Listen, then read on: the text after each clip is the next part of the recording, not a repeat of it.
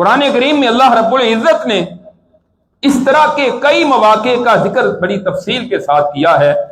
سورۃ المومنون کی جو آیات مبارکہ ابھی آپ نے سماعت فرمائی ہے،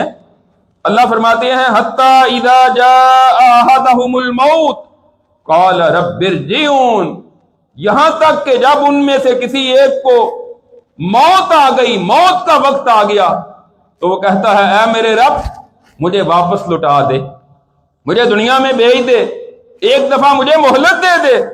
لعلی اعمل صالحا فیما ترکت کلا، تاکہ میں کچھ نیک اعمال کر لوں اس میں جو میں پیچھے چھوڑ آیا ہوں، اپنا مال، اپنی اولاد جو میں پیچھے چھوڑ کر جا رہا ہوں، میں ان میں کچھ نیک اعمال کا اہتمام کر لوں۔ دنیا میں تھا تو توفیق نہیں ملی اور یہ دنیا کے نشے میں مست رہا ہے، اب موت کا وقت آیا ہے، اب اگلا جہان سارا اس کو نظر آ رہا ہے، اس لیے کہ مومن کو موت کے وقت کی جو مستقبل کی کامیابیاں ہیں وہ نظر آ جاتی ہیں، اور نافرمان فاجر فاسق اور کافر کو اپنا فیوچر جو تاریک ہو چکا ہے،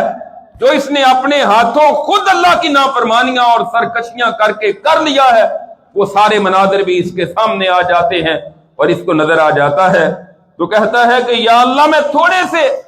ٹائم مجھے دے دے تاکہ میں نیک اعمال کر لوں۔ اللہ فرماتے ہیں کہ اللہ ہرگز ایسا نہیں ہے،